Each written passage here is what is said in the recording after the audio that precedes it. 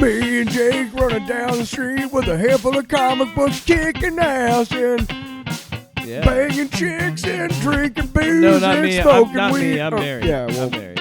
Jake. Can't do that. Yeah. Off panel, off topic with Jake and Tyler. I'll eat your ass.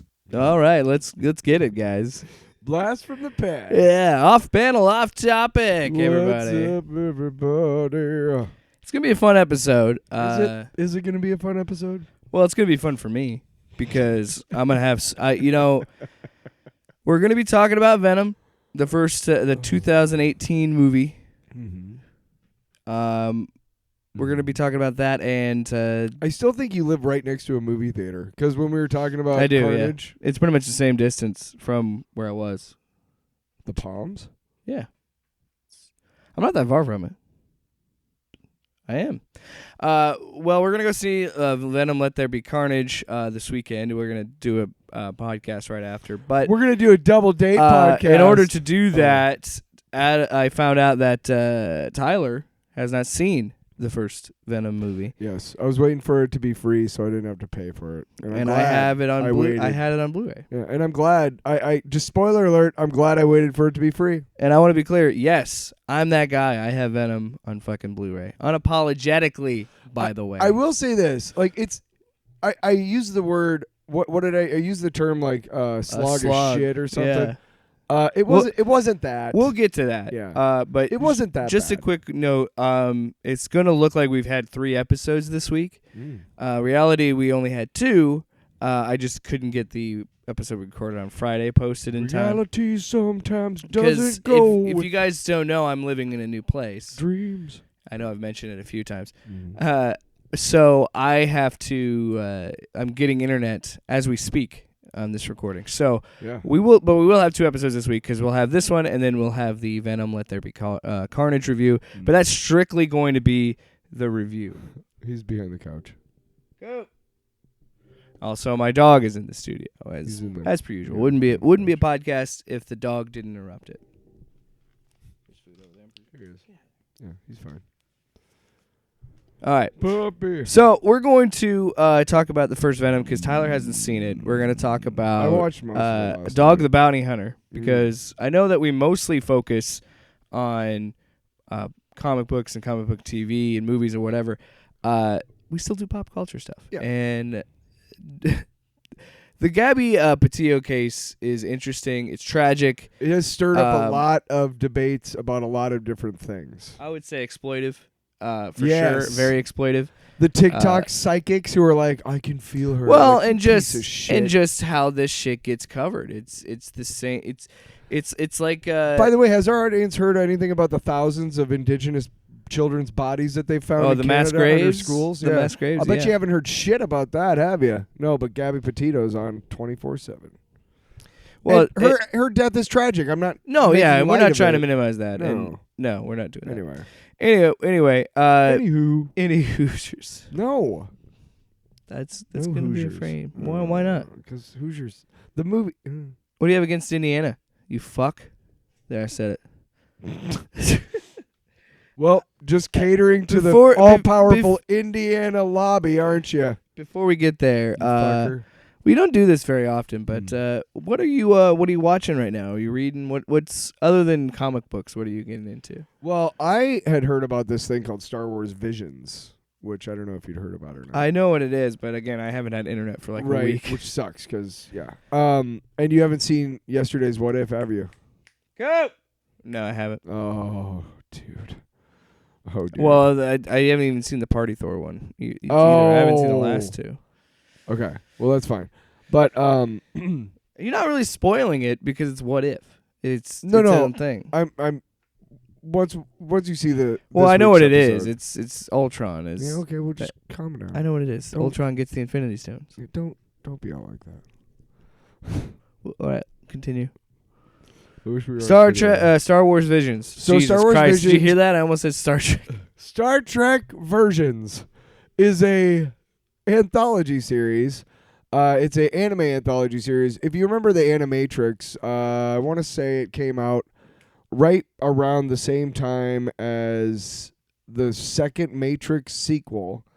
And the Animatrix was, I think, 4 or 5 different short. It wasn't necessarily anime, but it was definitely 5. There's animated. also This is straight up anime, dude. The Jedis act like samurai. well, I was gonna say it's kind of like Batman Gotham Knights, because that was an anthology of anime for Batman. I don't really like Batman, so. Well, I'm just saying there's precedent. Well, you know what I'm all trying to say. comic book companies and things have dabbled in anime for a while. There was like an anime X-Men series, Iron Man, Blade, even both comic book and cartoons, and they were mixed as far as successful to me. I've seen all of them. Not every episode of everyone, but I've seen episodes of everyone. And, so they've all dabbled in this, and it's a great thing because anime creators think so much differently than Western creators do. Mm-hmm. It's a totally different culture. Well, there's an overarching culture to the writing that we don't have here. And so it's all I got to say is just watch. They're all mixed. You know, again, I wouldn't give every one of them a 5 out of 5. The first one I will. There's 9 of them, right? Yeah, there's one. And they're all up on Disney Plus. Yeah. There's one where there's a hut who runs away to join a band. Huh. And it's really interesting because they play at the Bonda or the. They play at the Cantina? No, they play at the whatever when they had the pod race. What's that called? This Bonda. I don't whatever. They played that though, and it's really interesting. And every one of them has different styles, and every one of them has different stories. You know, interestingly, almost every single one has a whole deal with lightsabers. Like, lightsabers are a central theme to every one of these. Like, seriously. You'll know what I mean once you see them. But it's cool because I don't know if it's necessarily any of its canon, but that's the cool thing about Star Wars, and that's the cool thing about letting people play in that sandbox the way they want to instead of the bullshit sequel trilogy we got. This stuff blows that shit out of the water, dude. It's like, what? Yeah. Why didn't you hire these guys, you know? But it's really, really good. Disney Star Wars, I've heard I don't know what they're doing. I don't know if 5 years after the last one, they're just going to reboot the whole. I mean, that seems kind of premature. I mean, I would maybe just hire a couple of really good directors, like 2 or 3, and say, we're going to give you almost carte blanche to make the next sequel trilogy. We would like you to have these characters in it. Other than that, fucking go nuts. Yeah. Seriously. You know how much better Star Wars would be if you get... Like, I don't care what you think. The Last Jedi was the best out of the 3. Because they took chances. It took chances. Yeah. So... I think it's the second week in a row we've talked... the second episode in a row we've talked about The Last Jedi. I agree. That sounds exciting, and I love the idea that they're kind of opening up Star Wars to have different styles and creators, because in my mind, it only makes it better. Now, like, I'll watch it. I'm not big into anime. I know you aren't either. They're all like 15 minutes too. Yeah, which is great. They're all short films. Yeah, and before you get bored of it, it's already over. And you know what else it reminds me of? It reminds me of Netflix's Love, Death, and Robots. Because those are No, those aren't like strictly like 15 minutes. They all kind of vary, but some of them are 8 minutes, some of them are 11 minutes. I need to watch season 2. I haven't watched season 2 of that, but it's a similar idea of, it's not necessarily anime, it's different animation styles, but it's under the same theme of love, death, and robots. So it's a really... I remember seeing that, and I didn't watch it, but it's interesting. I mean, it's a similar situation. It's a similar thing where, like, once you're like, I'm not really vibing with this story or this, it's on to the next one. Yeah. And I like that idea, and I'm glad that they're doing it with Star Wars, because Star Wars is such a vast universe that you could do those kind of 10-minute stories. Like, you could tell a story about fucking Ewoks. I don't care, but if it's 10 minutes, it's done, and then I'm on to the next thing. Well, not only that, but the voice cast is outstanding. There's Joe Gordon-Levitt. There's Alison Brie is in one. David Harbour is in one. Wow. So the English cast, voice cast, is pretty Friggin' Solid Snake himself. Not bad. It's not the there are some no names, but an anime is a certain style. You have these like prolonged periods of people with their mouths wide open shouting like 17 lines of exposition while they're about to kill somebody. I will be the one who takes you down because my father is the one who gave me this sword. So I'm going to use this sword right now to cleave you in half. You know what I mean? And it's a little much. If you're not really... You sound like Speed Racer. You have to be really... Well, okay, I added the aha, Yeah, that's clearly Speed Racer. No, but they do things like that. There's one called... I can't remember, but it's about these two twins who are born into the dark side. And it's really kind of kick-ass because they have this brand new type of Star Destroyer called a Gemini class. And it's these two Star Destroyers joined at the sides, and in the middle of it is this gigantic fucking cannon, dude. And they use a... Coop, get out. Go. Oh, yeah. Sorry, he fucked up the mic stand. They use an enormous kyber crystal to power it. And these twins... literally the entire last 10 minutes, because one of them steals the kyber crystal and the other one goes after him, and they both wear dark side armor, so they're like really, really stylized versions of like Darth Vader, basically. And then there's this whole thing out in space where they're able to breathe for some reason, but there's this whole thing, and it's literally like it's the Force. It's like 10 minutes of just exposition and for like 30 seconds, it's just it's the anime like fight style. It's the Dragon Ball Z type. I just can't, and it's just like I didn't even finish that one. I was just like I got to move on to the next one. And the song that they sing a song in the one with the band. Sure. And it's awful. It's horrifying. As a musician, this offends me. Have you ever heard an anime anthem or theme translated into English? Yeah, it's probably weird. It's bullshit. Speaking of anime, I haven't been doing a lot. I mean, I just honestly been listening to podcasts and playing NCAA football because I don't have internet. So what else am I going to do at night? Dark Ages over here. Yeah. But I recently watched the Cowboy Bebop opening.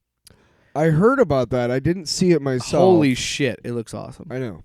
And because they got the original composer from the show, from the anime to do the show, and they play her theme, Tank.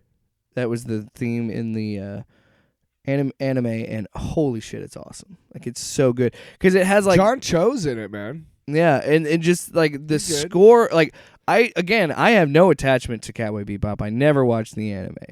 But neither. I'm willing to watch the live-action show just because of the fact that they got the composer from the anime to do the show. Because the little bit of knowledge I have from Cowboy Bebop, the fucking score of Cowboy Bebop is awesome. And if they can keep that kind of spirit in a live-action show, I'm interested. I'm willing to watch it. I think it's coming out in November, if I remember correctly. I think it's end of November is when Cowboy... Why the fuck are you asking me? I was thinking out loud, okay? You fucking dick.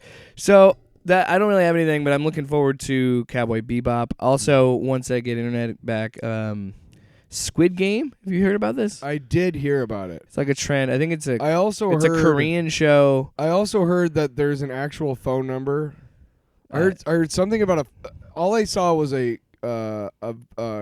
story, and the headline was Squid Game phone number upsetting to local resident. And the subheadline was like, yes, that's an actual phone number, and yes, he would like you to stop calling it. That's funny. So I have no idea. I can't believe they fucked out of that up. context. That means nothing to me, but I'm sure if I saw the show, I'd be like, what? It's like Battle Royale. You know what I started thinking about? It's like Hunger Games style, but it's because what I've heard is it comes off as like a game show at first, and it's like these fun challenges, and then there's a moment where it turns, and some kid just gets fucking murked, and these kids or like the players are getting killed off, and it's that's all I've heard. I don't know if that's true or not. That's just... Did you say it's a North Korean TV show? No, I just said it was Korean, so I'm assuming it's South Korean.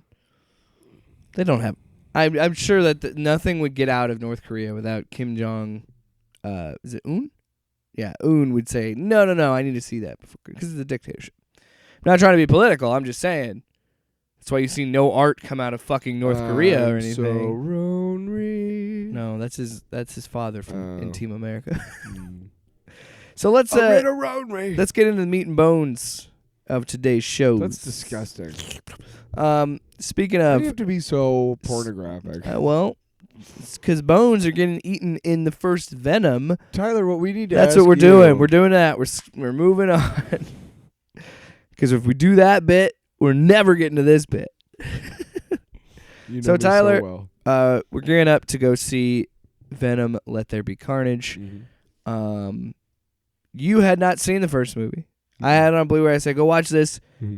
Let's talk about it on the pod. Mm-hmm. And then let's go watch Venom: Let There Be Carnage. So, what can you make of the first Venom? Let me give my impressions. Can I tell you, before we get into that, what attachment do you have to Venom? Like, is there anything that it's not proprietary. For sure. He's not one of those characters that I'm like, whoa, you know. I have very few characters like that.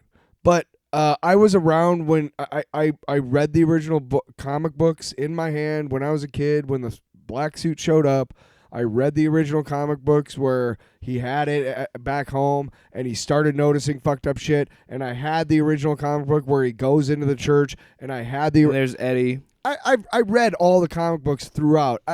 I haven't really been into Venom for like 20 years, so I know of some of the changes, like Agent Venom with Flash Thompson and losing his legs. The Donny Cates run is really good. I read some of those actually because I bought them at Mayhem Comics, which is our comic book store in Des Moines. Yeah, Check it out. yeah. They don't sponsor this. I think it's in Clive, but whatever. Anybody that doesn't live here isn't gonna fucking know that. Anyway, my first you know it, you dick. My first impression of the movie is that I basically got through. I'm trying to remember where I got to. It was after he fought the dudes in his apartment. I want to say right around there. I want to say. So you missed the whole movie. No, seriously, there's a whole movie that you just missed. Okay, a couple things. One. So I'm assuming the symbiote coming from Malaysia is Riot. So, okay. Is that right? Yes. Okay. So, hold on. Before we get there, I want to also point out, here's how we're going to have different perspectives on this movie and the next one. Yes, we will. Venom is my favorite Spider-Man villain. I know. I grew up in the 90s. Yep. So I grew up with Venom being the top guy. And it's a great character. The animated Spider-Man series in the 90s, the animated cartoon, the Venom saga is one of the most formative pieces of where I just connected with it. But I was like, I don't know what it is. I like his suit. I like the gnarly looking teeth. Like, I like the animalistic version of it. Like, I love so much about that. So I'm going to have a much different opinion on Venom as a character and a property than you will. Mm-hmm. So that going in, continue with your review.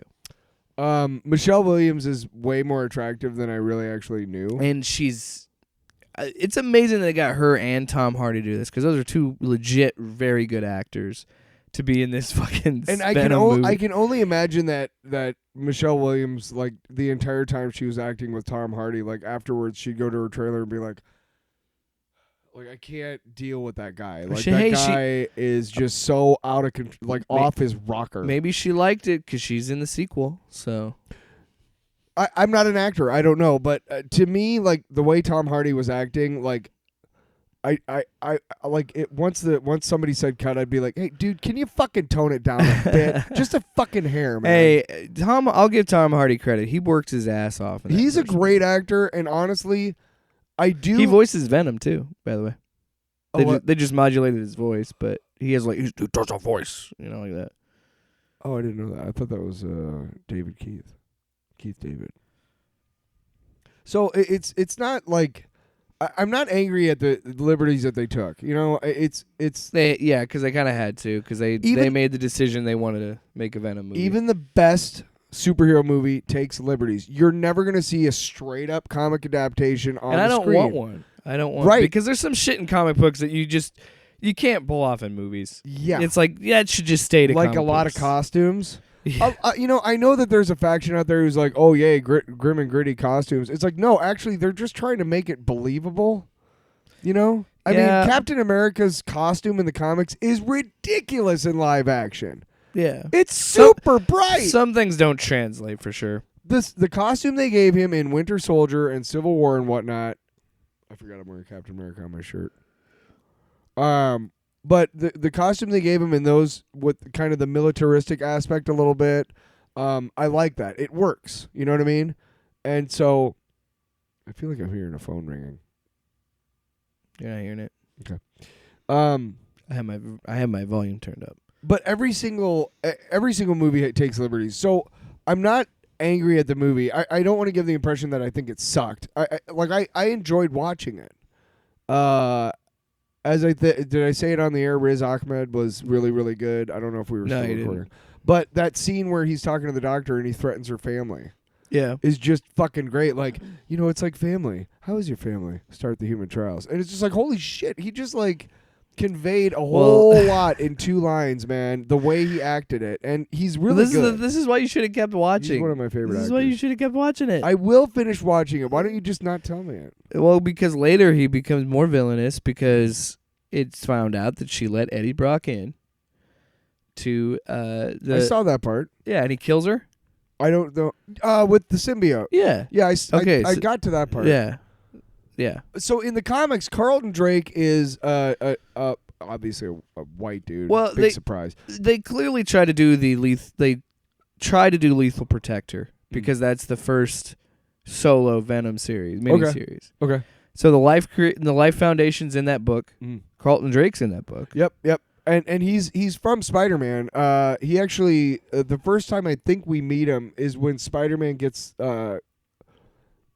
Captain Universe powers. Yeah. And he has to fight the Tri-Sentinel, which is just these sentinels at the Life Foundation. The Life Foundation in the comics is basically a really rich version of like QAnon, like those dudes out in the West Coast that like took over the campgrounds. Like those dudes. Well, yeah, they make like Sentinels. They're survivalists. Yeah, and they're rich. They're the ones that captured like all the symbiotes. But he's more like in obviously again in the comics the first one came from the Battle World, Secret Wars, whatever. But they do come from space. They are an alien race, so I'm not mad about that. But they do make Carlton Drake more of like a Jeff Bezos like kind of guy. Mm-hmm. Like a crook.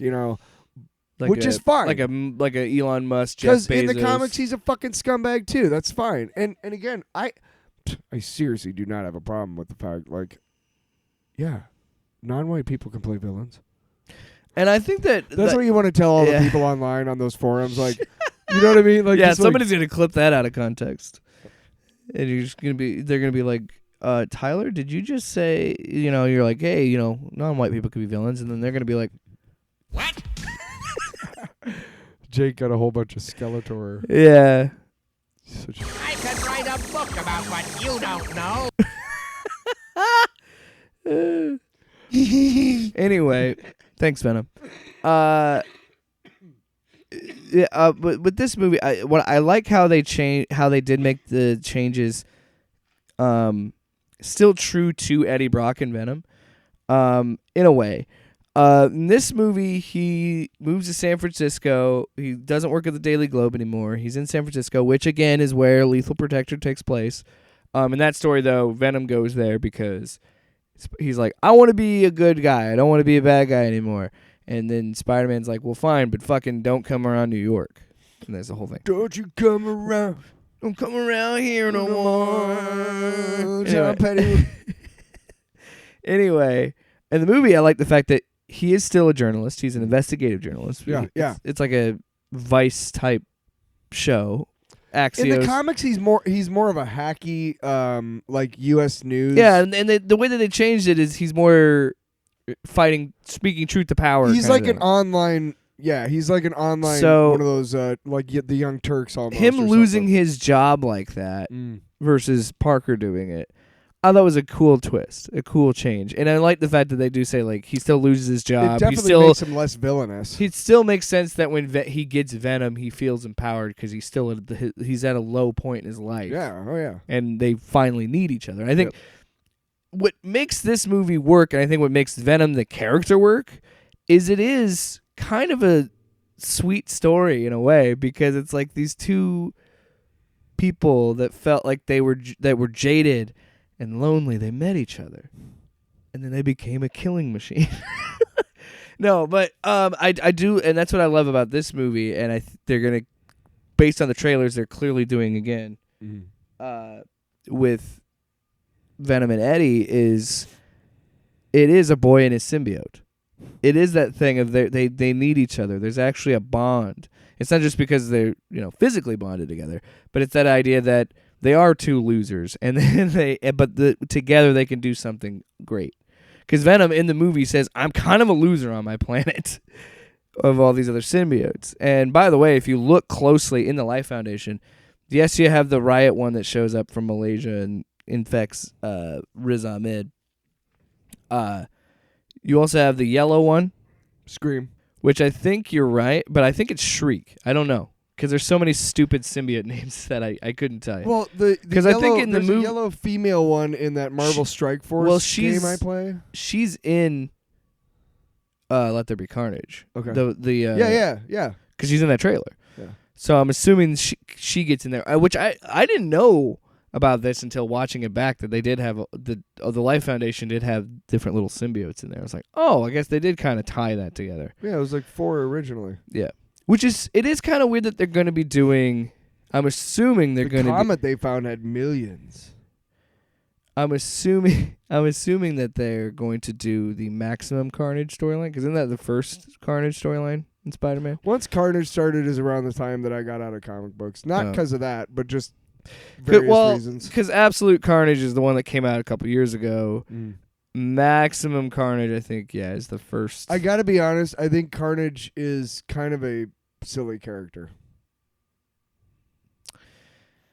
Yeah. I mean, he's like the Punisher. At some point, you're gonna kill everybody. You can't just keep I mean, yeah. The Punisher to me is also a kind of a silly character, because it's like a limited series and that's about it. Yeah. And then he retires. Because what else are you gonna do? Yeah. You're not going to murder. And there's no fucking way that all those superpowered individuals can't bring you in. Bullshit. Right? Bullshit. Right? Well, I like that in the continuity during the what was it? Was it Civil War around that time when the Sentry flew into space and ripped apart Carnage? Because I think that was Marvel saying, like, we can't keep doing this character. Like, Venom can work because Venom has that, like, anti-hero sensibility He's got to a him. line. He's got a line, yes. Yeah. Whereas Carnage is just that. He's just there to kill everything. So then eventually Marvel editing was like, just fucking throw him into space. But shout out to the Sentry. I would love to see a Sentry storyline. Bob. That's his name. But I love that character. But back to Venom. Interesting character too. So I'm assuming they're going to do the Maximum Carnage thing. They've already changed up, as in the trailer, as you saw, they already changed up his origin a little bit. It's still blood related, but in the comics, Venom just kind of, the symbiotes just reproduce asexually. So they'll just split off and create spawn. And Eddie was in jail, and the symbiote landed on Cletus. A piece of the symbiote stayed behind. But it bonded with him because of the blood, because he spilt some blood or something like that. I can't remember. Because I know blood is tied to it. I remember reading the actual comic book where Venom breaks out of jail and Cletus is like, hey, and there's a little drop of symbiote, and it's like foreshadowing. Yeah. I remember reading that. Which what's always funny is no matter what you do, the symbiote spawn always hates the other one. Because Carnage hates Venom, Venom hates Spider-Man. It's just a cycle of vengeance. We got off topic. But anyway, so... Title of our show. Hey, look at that. The first movie. Yeah. It ends with Venom fighting Riot. And then Eddie and Venom reach an agreement that they only will bite the heads off bad guys. They'll only eat people that really deserve it. Yeah. And then, the guy that stuck up the place at the beginning of the movie, he's back. Yep. And then he turns into Venom. And then you saw this because it was in the trailer, which pissed me off that this was the last shot of the movie and it's in the trailer. Right. But he said he'd rip his arms off and his legs off. And he'd float like a turd in the wind. And then he goes, his mouth opens wide, and then it cuts to credits. That kind of shit is what I love about the Venom movie, and I love about Venom in general, is sometimes you have to think about it. Venom is kind of like you said, Carnage is a goofy character. Venom's a goofy character. Like, if you actually read some of the comics he's in or follows, I use the soundbite from it, the Spider-Man game that came out on the PS1. He's a menacing villain to a certain point where then Spider-Man defeats him, and then he kind of turns into more of a goofy character. He's almost playful in a way. Yeah. And it's kind of funny in his later... Because... well, even in even in the movies, they've kind of given Venom his own personality. It's strongly implied in his first appearance that he assaults Mary Jane. It's strongly implied. Yes. Ugh. Yes. That's problematic. Because the end of the show, end of the one is his smile and Mary Jane's home alone, and then the next issue is number 300, which is because Venom is $2.99. Actual appearance. Yeah, his first appearance is $2.99. Right, because of the smile, but they actually reveal him in 300 anyway. But when Spider-Man finds her in 300, she's clearly implied. Well, she's clearly beat up, and you know what I mean? And terrified. Assaults. Okay, I thought you meant like sexually assaulted her. I was like, I don't think yikes. so, but he definitely beats her up. Okay, that's still bad. Yeah, but not as bad as I thought. No. I don't think that's implied at all. No, I mean she's shaken, of course, but she got beat up. Damn. Either way, it's still pretty fucked up. So just like Deadpool, like. Venom has evolved to become the character he is that we all know and love, but he wasn't always like that. Yeah, and Deadpool, when he first came out, was just a dick. Yeah, then he slowly turned into meme pool. Well, that's because of some other writer. Well, Rob actually, Liefeld, Gary Dugan brought him back to his roots recently with Despicable Deadpool, and it literally. The numbering picked up from the Joe Kelly run, I think. So it's like if you look up Despicable Deadpool, it'll say issue like 293 to 300 or something like that. But it's a cool reach around. Going back to his roots and making him more. He's still funny, but he's definitely more serious and not as goofy. And I don't know. And you're right. That's the thing. Ryan Reynolds' Deadpool is different than other Deadpools, and the movie Venom is going to be different than that. I like the idea of Venom having a little bit more sense of humor because it does play into. He's more of a fun character because it goes back to playing into that core of Eddie and Venom's relationship and how they work, and I think they're really lean. They knew that worked in the first movie because that's what a lot of people liked, and I think that they had that success. They were like, okay, well, let's keep going. Let's do that. So we'll see. Yeah, I'm going to eat a shitload of popcorn on Sunday. There's also a rumor that Venom is pansexual, but who cares? Honestly, when I saw that news, I'm like, I could care less about that. Well, let's make sure. Well, let's make sure we're saying it the way it should be said. If it affects the story, that's good for me to know. If it doesn't, it honestly is not important for me to know. Yeah, who cares? Now, however, if you are pansexual or whatever, and that helps you feel included in society and whatnot, then awesome. Yeah, but if it's I'm not here to say that. That's what I don't fucking hold the rights, and I don't gatekeep the rules. No. I wanted to clarify how, because that's how we feel. Basically, I think the another way to put it is. When they were like, Tim Drake is bisexual, I'm like, okay. Yeah, that's what I mean. It doesn't affect me at all. I'm still gonna. I'm still gonna read it. I'm not gonna be like, well, that's the line. But if you're bisexual and that gives you a little kick to your day, then good fucking job. Nice job. Good for you. More power to you. But it really kind of has to do with the story. Let's talk about. Let's do it. Dog the Bounty Hunter. Okay. I should have had the theme song. I'm the dude who likes to say the N-word and apologize for it. Yeah. So anyway, We'll talk about that. Are you surprised at all that he uses that word? Not really. Look at his fucking hair, man. Only somebody who gets that kind of hairstyle thinks that the N-word is okay. We'll get there. But the calm down. reason he's back in the news is because he is on the trail of the Gabby Petito case. Am I saying that right? Is it Petito? Petito. And you know more about this case than I do. Well, I also made you laugh on the phone the other day because we were okay. So we were talking about. We'll get there. I want to talk about the case first. Okay. But why he's in So the this guy is a piece of shit, not dog. This guy, I can't remember his name. But Brandon Laundrie, I think. Sure. That's what it looks like. Fuckface. Let's call him Fuckface. Yes.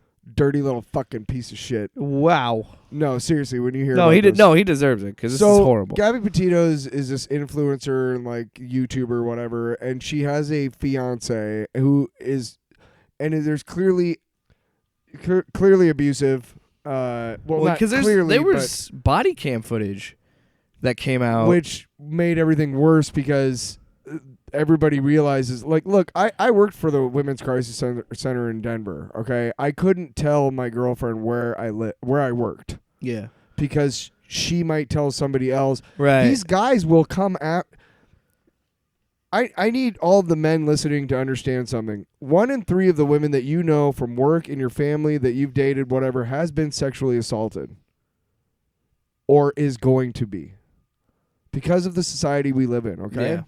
Yeah. So you need to understand. And if you try and come out, there'll be people that will tell you that you're wrong. That women lie about this stuff all the time. Oh my God! And I'll be honest. You're treated as the criminal. If you take it to court, you're the criminal. Are you a whore? And what you're saying with the 1 in 3 women, it's such a very small minority of women that would lie about that because that's just something you shouldn't lie about, and it's very, very, very small percentage of people that lie that actually do lie about. If you really want to. But the point of what you're trying to say is that like we live in a culture where these men are can be very abusive. Well, women are sexualized to the point that they're objectified, and then men, these pieces of shit, get mad when they don't act that way because they're not. Women are not objects; they're human beings. Like you. Yeah. Look, I watch porn. Okay. But I know you're getting to a point. I'm sorry. It's just such a hard turn there. Well, because what I'm trying to say is we're all guilty of this. A lot of men, yes, we're all guilty of at some point objectifying women. But like, it goes the other way too. Women objectifying men. Sure. But it's definitely worse for women, for sure. But if you're going to sexualize and objectify women in the media and everything, don't get mad when a woman is sexual. Is what I'm trying to say. Yeah. So that really doesn't have anything to do with Gabby Petito. I'm just saying, hey, look. If a guy goes out and gets laid every night of the week, he's a stud. If a woman does it, she's a whore. That's stupid.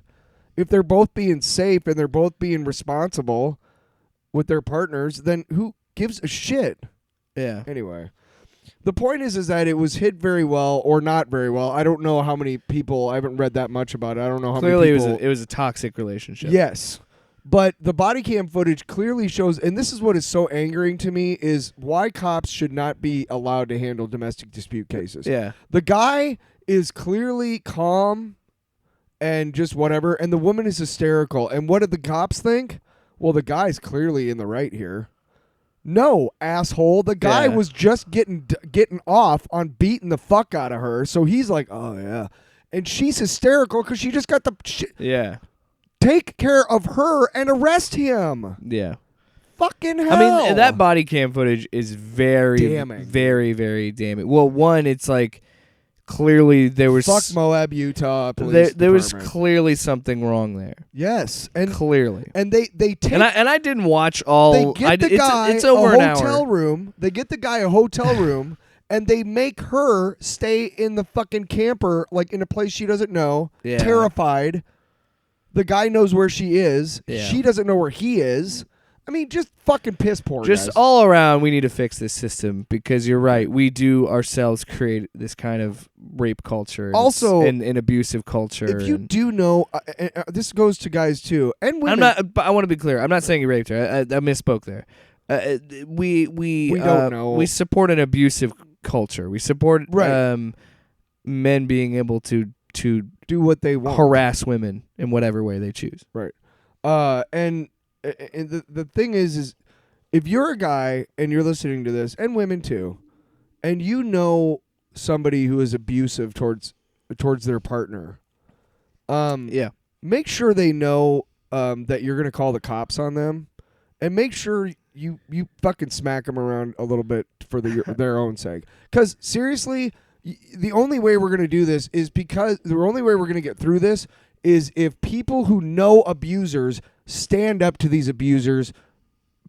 Because they're at the end of the day, they're bullies for the abused. If you are a sister to a guy who abuses his wife and you do nothing, you are as bad as he is abusing her, because by doing nothing, you are abusing her. Well, you owe it to your sister-in-law to stand up to your brother, who cares if he's family, and say, fuck you. It's the same thing if you stand up to a bully. Yeah. They'll crumble because they are weak. Right. And they're pathetic. And so when you stand up to them and you show them that you're not some fucking, and I know that, and the thing is, like what you're saying, you have to do it for them because the abused can't do that. Right. Not every person. They are stuck. They're stuck. They're trapped, and you have to help them out. They're in a fucking cage of terror, dude, every fucking day of their lives, even when they're not around the abuser. So yeah, Which is rare, now by the way. again. We don't know the situation. There's been situations where Ashley and I have gotten in an argument and she's cried. But it's never to the level. This is clearly somebody that's experiencing trauma. Yeah. Like, this is a whole, because there's going to be people out there be like, well, I've gotten into a fight with my girlfriend and she's cried in the car and everything. I know that, but there's definitely a different level of being angry and upset with someone and crying versus clearly hysterical, which was what she was. Yeah. Now, I didn't watch the whole hour-long footage, but I saw enough. In the time that I saw, the 10, 20 minutes that I watched, however much that I watched of it, I was just like, this is clearly enough to say, hold on, there's something wrong here. Well, one thing, I'm not proud of it at all, but I will say that I have been in my 20s, in a couple relationships, I was verbally and emotionally abusive towards others. And I would agree that I've been in a toxic relationship, but I was said some things. Her and I were just not good together. We just said some things that we shouldn't have said, and we were very abusive. We were very abusive to each other. Yeah, I just got out of a relationship where I was abused. Actually, I know that now, that she was gaslighting me, didn't like me having friends, making me feel like I was the problem, and basically telling me my music sucks. Well, you know what? Here's my Grammy. Your music sucks. So clearly you and I have an attachment to this. But here's the other thing. You guys got to understand, too. How many of you guys listening, how many of you have admitted that to yourselves, that you have possibly been emotionally or verbally abusive towards a partner in the past? Because I'll bet you have.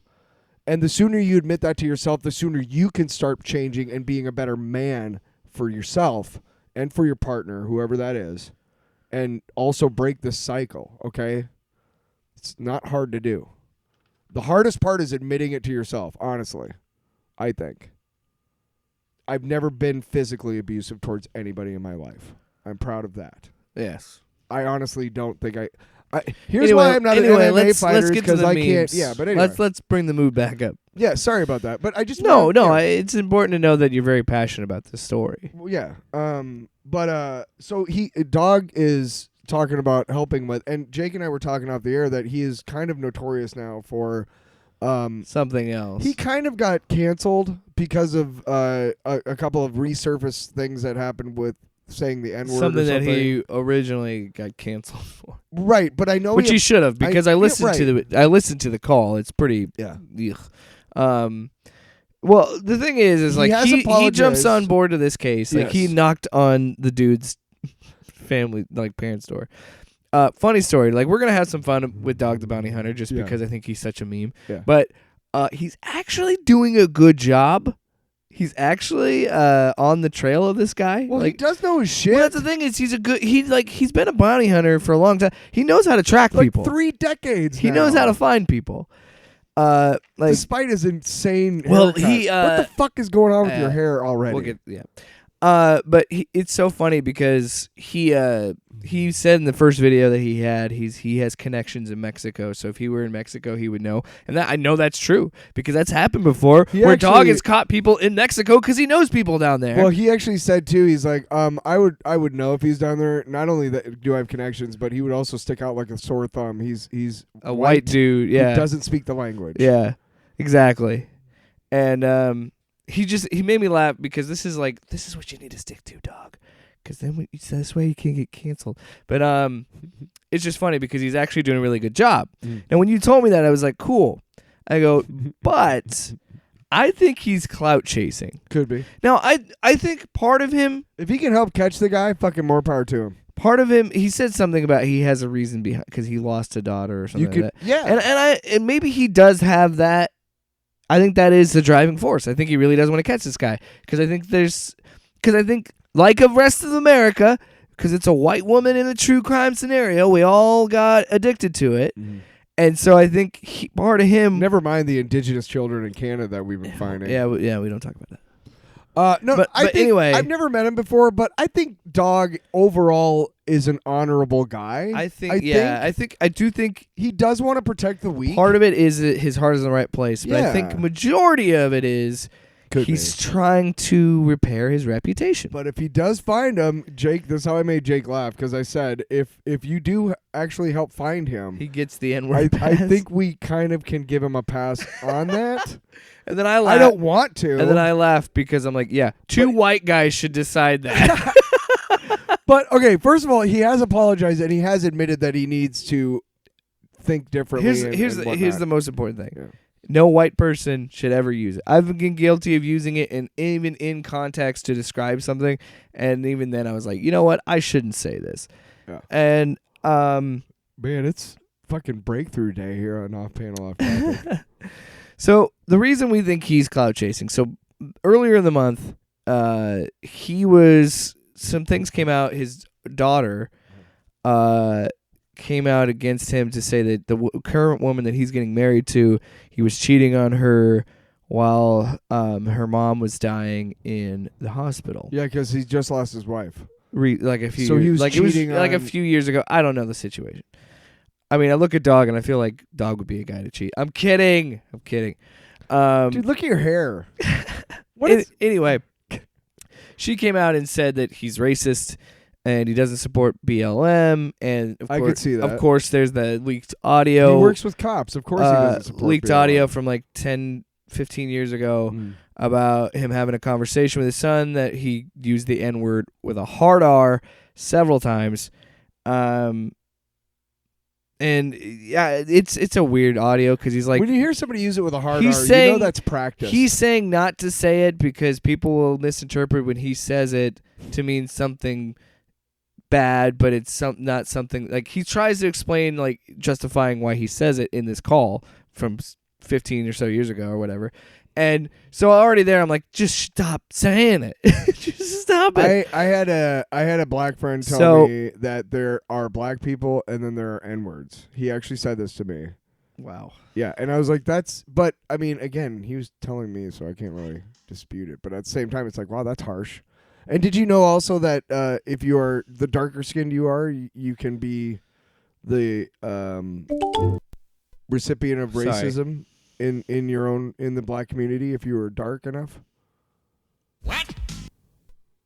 Like lighter skin? Oh yeah, lighter skin. I'm sorry. People. I'm just trying. I don't. No, I'm telling you some things about. I want to get to the racism memes. I learned. I don't. No, I just want to tell you some things. I know, and I understand what you're saying. I am familiar with the what you're talking about. I was actually also vamping while you were looking. Yeah. I was trying to pull up the audio. I appreciate you. Fucking dick. I was setting up the board. Fuck you. Because we have some clips. We haven't done clips in a while. We haven't done clips since. Well, we did the Cowboy Bebop clip with the actress, but that's the only time we've ever done it. But now we got the new board all set up. We're good to go. Yeah. This isn't a glee club. Fuck yeah, it is. Sebastian Gorka. What a dildo. What? Anyway, it's such a perfect transition, you know? Let's get back to the memes. What the fuck is wrong with you? Ooh, Look at the big brain on Spidey. So whenever you're pretentious, I'm going to use that one. Shut up. Let's go. Let's go, man. Let's go. All right. So anyway, what we... The fuck? What? Why we think... I hate... Somebody has turned it The off. last half hour is this. What? What? Never get old of it. Never get old of it. This is why we don't have a soundboard. You're right. It's It's fucking distracting. It's so great. So the reason we think that he's getting involved in it, maybe he is maybe his heart is in the right place, but I think it's mostly because he's trying to make people forget about this interview he did with Entertainment Tonight after his daughter came out and said he's a racist. We already have the audio of him using the hard R and the N-word. I can't remember the name of the reporter, but it is a black reporter interviewing him in this scenario, which I think is worth pointing out. So this is kind of chopped up from like almost a 4-minute clip. I got this chopped up version from the Breakfast Club because they did a segment with it. That's Charlemagne. I think it's Charlemagne the God. I don't remember. Charlemagne the God. Charlemagne. There it is. He does a segment every day on his show, The Breakfast Club, Donkey of the Day. And, of course, Dog the Bounty Hunter was Donkey of the Day. So here's his justification for why he used the N-word so much in that call so many years ago. I have never been a racist. I'm 33.5% Apache. But because of over 15 years ago, I have an Achilles heel because I used the wrong word. Why were you using that word so freely? Well, I thought I had a pass in the black tribe to use it, kind of like Eminem. Who gave you the pass? The brothers. Who were the brothers? I had just, gotten out of prison in 1979 after spending time in 18 months in Texas, and it was probably 3/4 from the black tribe. So that was a word that we used back and forth as maybe a compliment. My pass expired for using it, but no one told me that. To say a racist name doesn't qualify to make you a racist. I have more black friends than Eminem. Oh, boy. And let me just say right now, racists, if your justification for not being racist is that you have black friends, you've lost. So you've lost. Here's the thing. It's not in that clip, but the interviewer explains that to him because that's the proximity argument. Because if just because you know a lot of black people doesn't mean you're not racist is his thing. And then his daughter also accuses Dog of being homophobic. Don't doubt it. Well, he was in prison. But Dog's response is, my daughter's gay. I have staffers that are gay. And I got fucked in the ass in prison. I know people. Also, by the way, Dog, stop calling groups of people tribes. It's weird. Yeah, and when you say the black tribe, it comes off weird. And what's the deal with the hair, man? Well, my favorite thing too is like, I can't. It's just I've never been called a racist. I'm 33.5% Apache. So you're just saying like, hey, I can't be racist. I'm 33%. He literally used like the two worst like white people I'm not racist arguments, which is like I'm a percentage of an minority of a Native American, or I have some sort of minority heritage, right? And or I have a ton of black friends, and it's like that's So when he's asked when he's asked about being the homophobic, follow-up question should be, who are the names of these people, so we can go ask them if you're their friend. The questions switch to if he's homophobic or not. Because I bet you the answer would be like, who? But Dog does the same proximity argument. I know all these gay people. Well, I've sucked a lot of dick, is what he says. This fucking interview takes a turn. Die for a gay man or a black man, I'd lay down my life. He said, would I die for a gay man or a black man? I'd lay down my life. Okay. I'd lay down my life.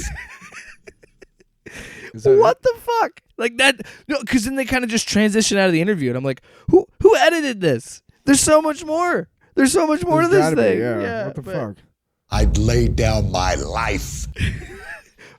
Also worth noting, he has his sunglasses on the whole time. So, real quick, when I was in high school, there was this call-in show at the college radio station. Yes. And they did like different things, and it was during the Don't Ask, Don't Tell, in the 90s, like gay people in the military, right?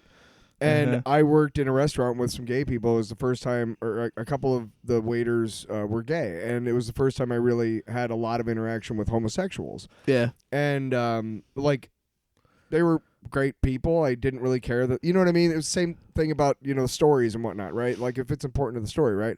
But it is, because one night they were talking about it, and I called in. I said I didn't give my name, right?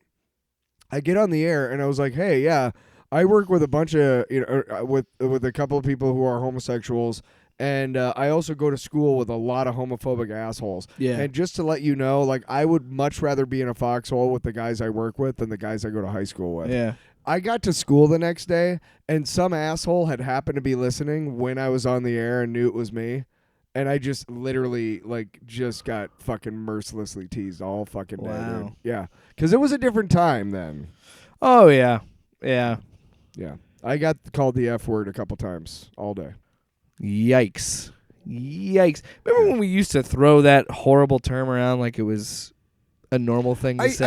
I used that's gay more than the F word. Yeah, you know what I mean? Me too. And then I was like, well, just say it's stupid. That's what you mean. Why does it, It just rolls off. What?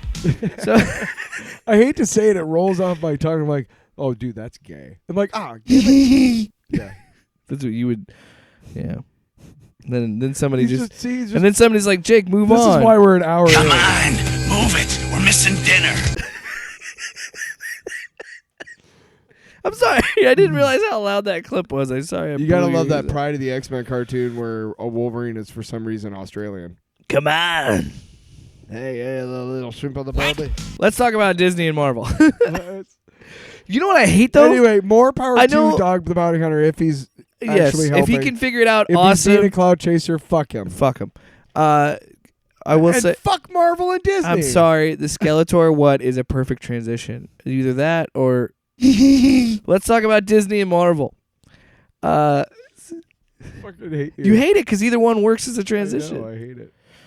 Come on, we're missing dinner. Disney and Marvel are suing to keep the rights to characters. This is a really complicated thing. Yes. So Marvel is trying to defend its superhero franchises. The Walt Disney Company filed a flurry of lawsuits seeking to invalidate copyright termination notices served by artists and illustrators involved with marquee characters like Iron Man, Spider-Man, and Thor.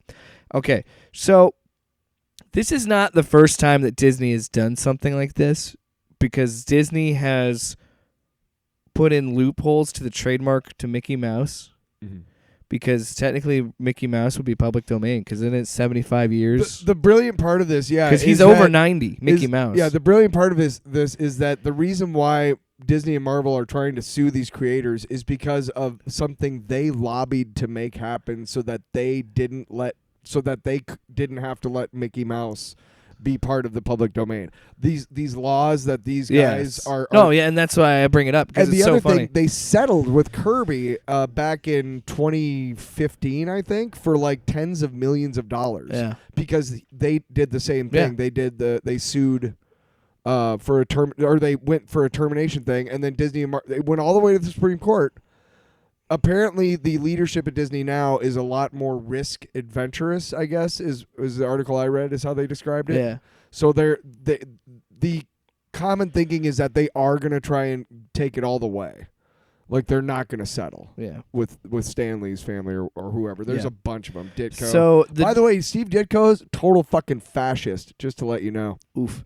Look it up. The dispute started in the spring when a prominent intellectual property lawyer, Mark Toberoff, served Marvel Entertainment, which Disney owns, with notices of copyright termination on behalf of 5 clients. They include Lawrence B. Lieber, 89. He's 89, by the way. I don't know why the New York Times had to add his age. Comics writer and artist known for his 1960s era contributions to bedrock Marvel characters. Mr. Lieber's older brother, Stan Lee, was chief writer and editor of Marvel Comics. The interesting thing is that Stanley Lieber is why Stanley's. did Stan change his name? Because for just. Rolls off the tongue better. Yeah, I mean he's a showman first and foremost. So like, yeah, of course he has a stage name. I was thinking about this the other day. Like, how rich would I be, like, if I had created, Spider-Man and stuff? And I'm like, I wouldn't be. You want to know why? Because you don't get paid for shit. No, I'm saying because Stan Lee made Marvel happen because of his charm and his wit and his willingness to go out and sell the fucking product. Oh, and he also, if you go back and you look at Stan Lee's books, all of his books reference other books and are like, hey, go read this, hey, go read that. Brilliant fucking writer, whatever, but just saying. Okay, just saying. So Stanley Lieber is his name. So Larry Lieber was a prominent artist in the 60s and 70s and an inker. Yeah. And Larry Lieber is Lawrence D. Lieber. That's who we're talking about. And that's Stan Lee's But it's brother. Interesting that, like, a lot of people don't know that because Stan Lee is his... it's his pen name. It's his name. So Mr. Toberoff's other clients are the estates of the comics illustrators Steve Ditko and Don Heck. One of my favorites. And heirs of the writers Don Rico and Gene Colan. Love Gene Colan's art. They are seeking to reclaim rights related to the Marvel characters they had a hand in creating, including Doctor Strange, Black Widow, Hawkeye, Captain Marvel, Falcon, Blade, and the Wizard.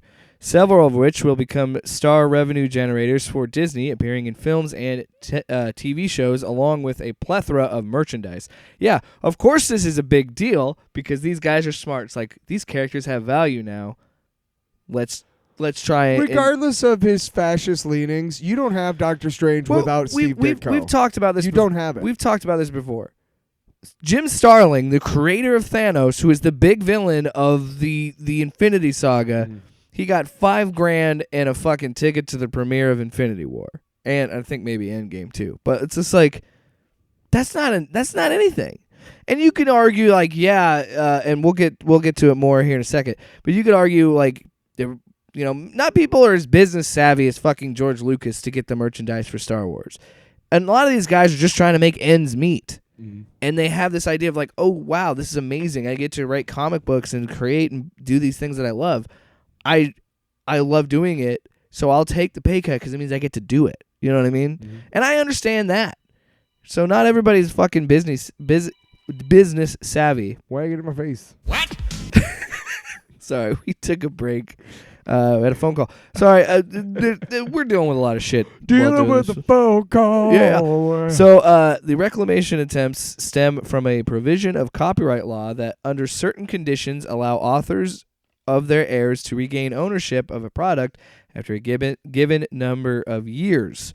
Such efforts turn on whether authors worked as hired hands or produced the material on their own and then sold it to publishers. The Copyright Revision Act of 1976, which opened the door to termination attempts, banned termination for people who deliver the work at the instance and expense of an employer. Right. So isn't that what Disney what Disney fought for? Was that the Copyright Revisions Act, so they could keep copywriting Mickey? Mm-hmm. And now they're getting fucked by it. Yes, which is good. That's so perfect. Yeah, it is. And when you think about it, this whole shit is literally a mega corporation trying to fuck over the people who are the actual doing. I want to make it clear, I'm not on Disney's side. No, excuse me, my throat cut out. I'm not on Disney's side because I'll never be on the side of corporations. I'm sorry. Pay your fucking writers. Also, if you don't have writers, you don't have a fucking product. Because I know you motherfuckers aren't talented enough to do it. No, because you're all just. You're jerking each other off in the boardrooms. You're all fucking algorithm based. You're all fucking focus group numbers. What? Focus groups and algorithms. Fuck you. Jerking each other off while you're snorting cocaine. That in the being boardroom. said, did you see the Book of Boba Fett? It's going to be on Disney Plus. Can I also say, if you know somebody, and you've probably known somebody like this in your life, and I hope it's not somebody close to you, but I've known people in my life who have like those sweatshirts with the Disney characters on them, and they wear them all the time, and everything is Disney, and they love Disney, and they go to Disneyland like 3 times a year, and don't you just fucking hate those people? No. Because they're people. Fucking need to stop. Who need to stop? You say that, but you're the same guy. You're wearing fucking superhero shirts. Let me just go ahead and temper that with, yeah, man, I can't wait for the Book of Boba Fett, dude. It's gonna be awesome. Right? That's why I just brought that up. Is like, fuck Disney, but I can't wait for that show to come to Disney. Did you like my Captain America shirt? Well, yeah, I know. Yeah, fuck these people for wearing licensed characters. Says 2 guys wearing graphic shirts right now. Amazing. Well, ours are cool. Yeah, well, but fuck Mickey Mouse. Your goofy sweatshirt makes me want to puke. But check out my Captain. Speaking of which, I have a Captain America coat of yours in my car for some reason. Oh, the big puffy one? Yeah. Yeah. You've been looking for it? No. Well, that's where it's been. It looks like it fucking. Why? It looks like We a need Cubs it. jacket. Oh my Okay, God. The let's people go. have turned it off. That's why it's called Off Topic, assholes. Panel off, topper off. So here's a quote from Mr. Petrocelli. Petrocelli. It's Italian for cocksucker. Quote, since these works were made for hire and thus owned by Marvel, we filed these lawsuits to confirm that the termination notices are invalid and of no legal effect. Should have read it in the Simpsons lawyer voice. We've read, since these works were made for... Mr. Simpson? Yeah. You do agree that you have not had anything to do with saving Itchy and Scratchy sign So here. it's worth noting that Petrocelli is also representing Disney in its legal fight with Scarlett Johansson, who didn't feel like she got the proper pay for the premiere access, which she's right. Should have renegotiated her Not contract. only are you a piece of shit, but you're also fighting ScarJo. Fuck you, dude. Fuck this guy. For instance, Disney's complaint against Mr. Lieber it contends that, quote, Marvel assigned Lieber stories to write and had to write to exercise control over Lieber's contributions and paid Lieber a per-page rate for his contributions, end quote. Those conditions render his contributions, quote, work made for hire to which the Copyright Act's provisions do not apply, according to the complaint. So Mr. Tobro disagrees, defending the artist. He says, quote, at the time all these characters were created, their material was definitely not work for hire under the law, he said in an email response to Disney's filings. By the way, this is all from the New York Times article you should read. These guys were all freelancers or independent contractors working piecemeal for car fare out of their basements. Not traditional full-time employees, which I agree with him. Because even now, comic book writers don't make shit for money. Oh, yeah. Even now. Yeah. And I'm sorry, he's right. They don't just be like, that's the thing. That's the whole thing, is it's all freelance.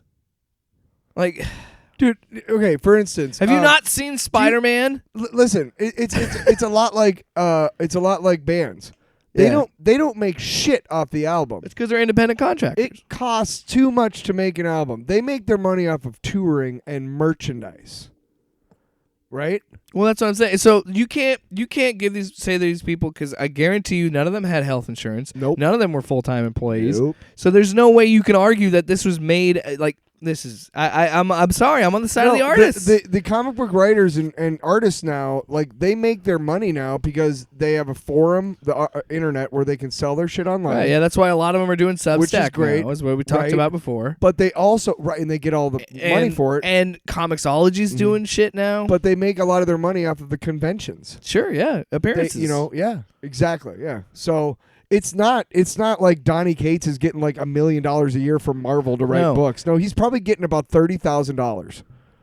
Yeah, that's so true. If that is true. Yeah, that is a great comparison. I would say he probably makes another $100,000 from conventions. It's similar to being a musician, where they make their bones going on the road and going to conventions and doing podcasts and just kind of just doing shit to get their name. To be honest, the American dream really is being a bit part in a long-running beloved series that you can like cash in on for the rest of your life at conventions.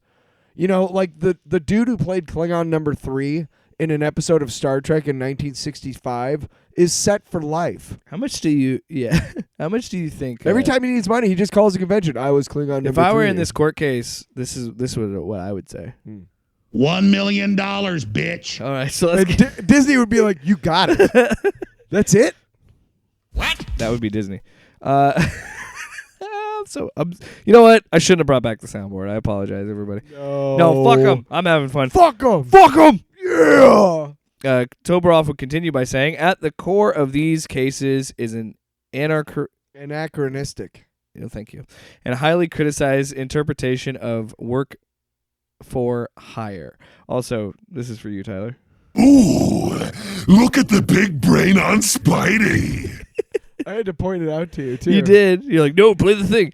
This is gonna be never-ending cycle. So he's saying that he highly criticized the idea of this being work made for hire. Well, and then he also said in a separate email that this needs to be rectified. Well, the basic argument that Toberoff is making is that when all this shit was created, it was before 1976.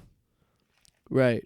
So under the law, when all this shit was created, does not fall under this shit because it was created before that. Yeah. So it wasn't work for made for hire, and because Disney blinked and they paid fucking Kirby's estate, and they fucked up because now they're gonna end up paying all these people too. Yeah, and Which good. They should have. Good. They should have anyway.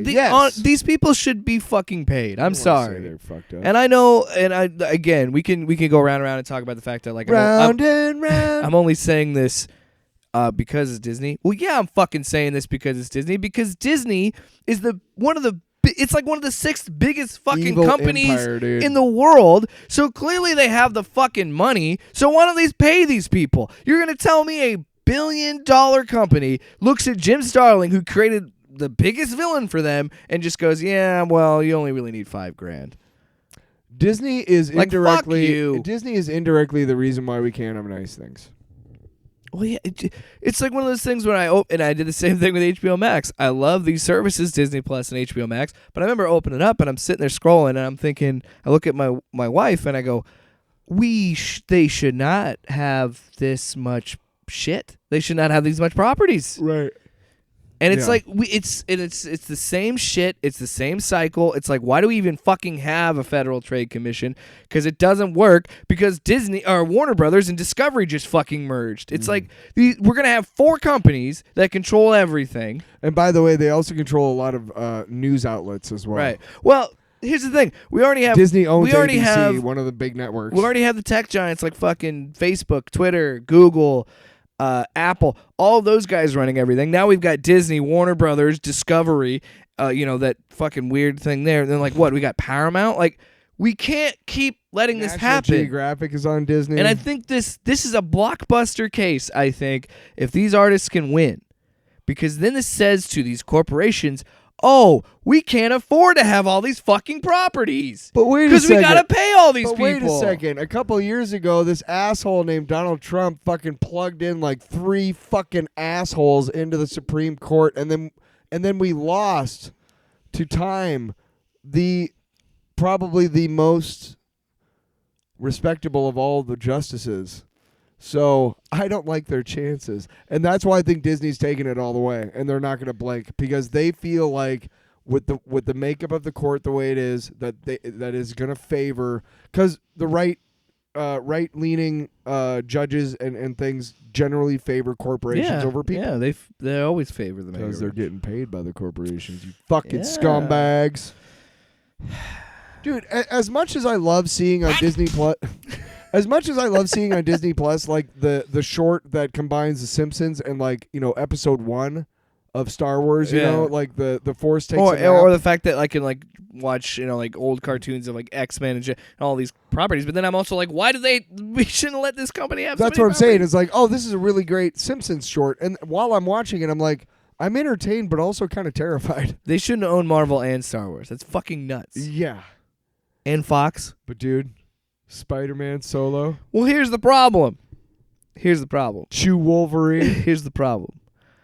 I like these properties, and I think the MCU is great. Luke and I Cage think Skywalker. I think Star Wars Visions is probably a step in the right direction. That they're going to do more fun things with Star Wars. Darth Strange. Why are you still going? I'm definitely impressed. That would be cool, actually. That'd be a cool mashup. Fucking thank you. That's the one. The one. What?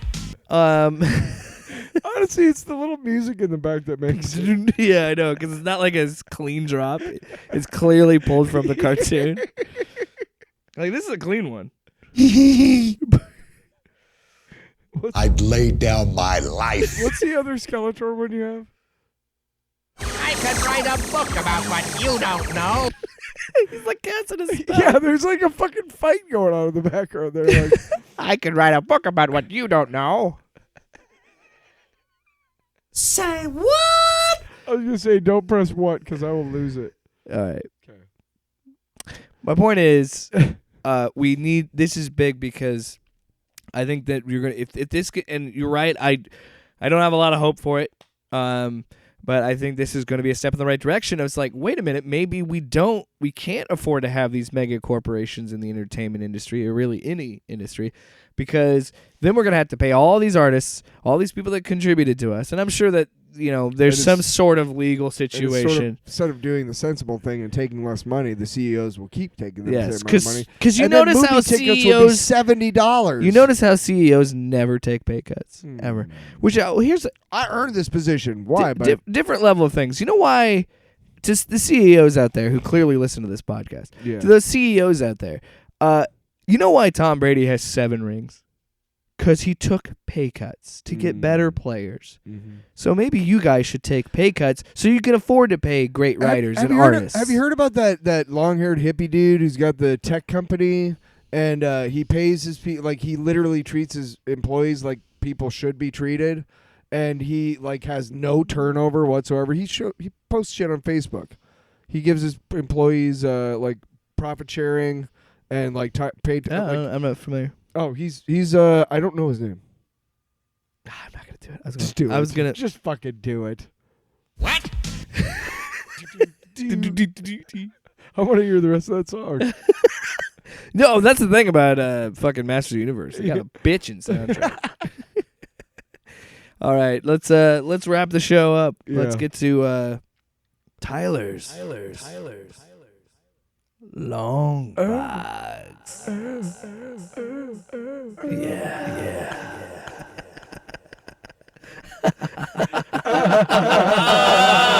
All right, let's. We should not have this cool of a soundboard. We're fucking around with it way too much. Whoa, okay. Tyler. Dude, somebody is so fucking annoyed. If they managed to listen to hour 16 in. If they've managed to listen to this song that long, you know how much we're going to give them? You know what you've earned? $1 million, bitch. You knew where I was going. We don't have that kind of money. Tyler's long box. So don't listen to this. This week. So one of the most famous seminal, you could say, X-Men storylines ever is the Dark Phoenix saga from the 70s. And it was Chris Claremont and John Byrne and Terry Austin, and they literally reinvented the X-Men after being... Because people who don't know... Wouldn't you need to read Giant X-Men first? Giant Giant X-Men Size X-Men #1 was... I can't remember the writer. I think it was Dave Cockrum. I thought it was Claremont. No, Claremont didn't come on until after... Claremont might have started. Anyway, regardless, the original Phoenix saga, right? But the X-Men got canceled at a certain point. Okay, back in the 60s and 70s, and then they came back with this giant-size X-Men. It was them rescuing the original team and so on and so forth, and that led to the Dark Phoenix saga and all this other stuff. Now, eventually, Claremont took over and wrote the book for 30 years. Okay, so he's the X-Men guy. Okay, he made the X-Men who they are. Now, in the late 80s, they came out with this thing called Classic X-Men, and part of it was that a new series by Louise Simonson, Walt's wife. Oh. And I can't remember who drew it, but it was called X Factor, and it was the story of the Fantastic Four found Jean Grey's body at the bottom of Hudson Bay where the shuttle crashed. The retcon was that the Jean Grey who emerged from the wreckage was the Phoenix and not Jean Grey. It was an whatever. You know the whole story by now. So what they do is they start reprinting from the beginning of the new X-Men in the 70s, like that giant-size X-Men. They start and they're reprinting them. And at the back of every book, there's a 10 to 15-page story by John Bolton and Chris Claremont, and it fleshes out the story that you've just read. It's kind of like an exposition on, it's either a perspective from another character, or it's a story you've never heard before or seen before or whatever. But it was really cool because it allowed Claremont to kind of flesh out all that stuff, and especially when they get to the Dark Phoenix stuff, one of the stories was literally 15 pages of Jean Grey talking to the Phoenix while they were crashing. Oh, yeah. And that's all it is, and the Phoenix is trying to convince her to, look, I will save your life, but you have to trust me. Yeah. and it, of course ends up being trapped under encased in lead at the bottom of Hudson Bay for like 20 years or whatever. Everybody thinks that she's dead. But it was a really cool series. I don't know if they ever collected all of those things together, but the art was beautiful. There was one where when they went to they were in the Shar Empire, and I can't remember who it was. I want to say Nightcrawler maybe, but he ends up it was Professor Xavier ends up going out and hanging out with this plumber, and she's an alien in the Shar Empire because Lilander's got shit to do, and he's like, he's the concubine, so he literally has nothing to do. And she takes him on this crazy fucking journey across this desert planet because he's got the hover chair, and it's a gorgeous story, brilliantly written, brilliantly drawn, and in the end, she teaches Xavier something that he never learned, that he didn't know, and becomes like something more than she really was in the first place. It's a great story. Anyway, a lot of them are like that. Sorry, I had to clear my throat. So check it out if you can find it. It's called Classic X-Men. After a certain point, they started reprinting the stories that I had started reading, and I was like, well, what? No. No. Well, so for Jake Unlimited. Jake Unlimited.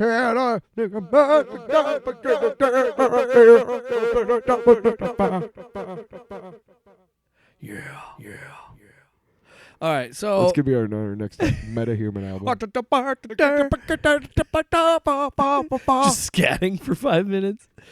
Yeah. If we release that, then no, we're gonna. What? The Grammy committee would be sitting up, pricking their ears up, going, What? We got to give them a Grammy. I'll eat your ass. All right, so he almost spit up his Coke. They would also say that. Yeah. This is why, $1 million, bitch.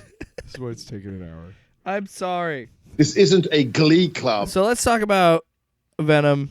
The Let There Be Carnage coming out this week, obviously. I've been reading Donny Cates' run, at least the first 4 volumes. I haven't looked past that. I'll make sure my sound effect was off.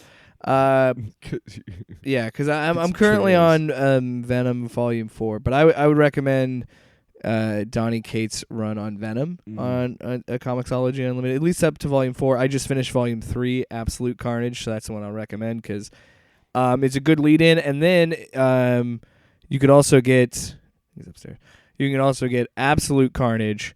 That is a thing that Donny Cates wrote with Ryan Stegman, and Stegman's art is just phenomenal. Any word also, all the art that's been on the Venom run, that was on the Venom run for Donny Cates, has been fucking superb.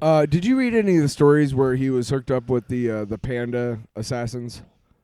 The Secret Agent It's Venom? the Flash Thompson. Yeah. I never read the Secret Agent Venom stuff. It was there's this one, and it's a mom and a son. Yeah. And they're like these big lovable pandas, but they're like the most deadliest beings in the universe. And it was just really fun to read. It was just really fun to read the stuff. I should read Agent Venom because I've heard Agent Venom's really good. Well, he ends up, he joins the Guardians of the Galaxy at one Yeah. point, and it's all like a lot of it is space. Well, it's because he doesn't have space. legs, and the symbiote gives him legs and all that stuff. It's an actual symbiotic relationship. Yeah. But Donny Cates takes over, but puts Venom back in the suit. It's actually a really interesting story because Donny Cates loves his fucking father-son stories. So you learn more about Eddie Brock's relationship with his dad, how abusive his father was. It actually goes some really dark places, and it honestly kind of plays more as a horror book. It kind of led into It's still a King in Black. Yeah, the whole it does. It crossover, does. yeah. It leads into that because it leads into Absolute Carnage. Then Absolute Carnage leads into King in Black, and there's Silver Surfer Black, which, by the way, that is a book. Great book. That is a book that I want to get in giant size. I rarely say I really want a physical one, but I want that fucking book because the art is just unbelievable in that book. Yeah. But anyway, Donny Cates kind of changed the status quo on Venom. He does a lot of retcons. Some good, some bad. I have some bones to pick with it. But I think the reason he made the retcons was for Sony. Yeah. Because this new series, it's over. He's not on it anymore. But it started in 2018 when the first movie came out. Weird. And I think it was designed in a way to it's still tied to Spider-Man. But I think what Donny Cates was kind of what he had to do was let Venom stand on his own. So he kind of changes his origin a little bit and kind of retcons some things, which is fine. It's whatever. Whatever. But anyway, man. it's a really good book. The writing's great. He also adds a new character called Sleeper, a new symbiote. But it does, in a cool way, it really does tie into all the other Venom like miniseries. It's still not all of them, but like Lethal Protector, things like that. It has a way to tie to it. And I'm on Volume 4, Venom Island, and that's where you had that Lego figure you gave me. There's a T-Rex. That's where it shows up. Is in that storyline. I know. Cause you got the comic with it. No, I bought the comic before the set came out. Yeah. But I have the variant cover. It's a wraparound. I can't remember who, but it's black and white, and it's just the big fucking T-Rex, Venomized T-Rex. Like, cool. It's fucking cool. Oh, the art in these Venom books are fucking amazing. So good, especially the fucking Silver Surfer Black. My problem is that I bought because Mayhem they'll keep 2 or 3 issues back, on the stands. So I saw Venom and it looked really good to me, and I had read the previous storyline, which was Agent Venom, and I liked it. I didn't realize it was Eddie Brock again, so I bought 3 or 4 issues at once. But then I kept forgetting where I was. Yeah. So after buying the same issue once, that I already had, I was like, okay, well, I'm not going to figure this out. So I just stopped reading Venom because then King in Black happened, and I don't do crossovers. Yeah, that's the thing that worries me because I do want to read King in Black because I'm pretty sure it's on Comixology Unlimited. I think pretty much all of Donny Cates' Venom stuff. I got a couple of the King in Black one shots, and I fucking hate when they do that because it's subpar. It's subpar shit to get you part with your money. Oh, well, this is a story that you might not have known about the King in Black saga. No, it's a $5 piece of shit that you got me to fucking. So anyway, yeah, check out Donny Cates' Venom run on Comixology.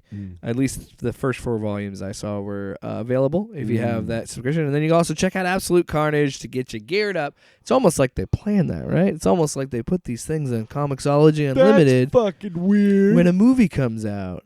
Weird. Anyway, thanks so much for listening to this episode. I was going to say watching, but we don't have video. Watching the video. Watching the video. Licking the balls. Dealing with our shit, Yeah, shit. So we're going to probably Monday we will have the Let There Be Carnage review up for you. It will be spoilerific, spoiler-filled, so if you should probably see the movie before, or if you don't give a shit about it, listen to it, whatever you want. How do you feel about the title, Let There Be Carnage? Yeah. I like it. Again, Carnage is not my favorite character. He's kind of... Could have used Absolute Carnage or Maximum Carnage, but they went Let There Be Just take Carnage. a definitive adjective and put it before Carnage, and you got a new Some fucking Carnage. A little bit of Carnage. A lot of Carnage. basic Carnage. What? So thanks so much for listening to another episode, and we'll be back. This is episode... Just a tiny bit of hair of Carnage. Yeah, just a little skosh. Just a pinch. Little bit of Carnage. I'd lay down my life. I would too, dog. So we'll be back very soon with our Venom review. And in the words of the immortal Stan Lee, I think that's a show, everybody. And that's it.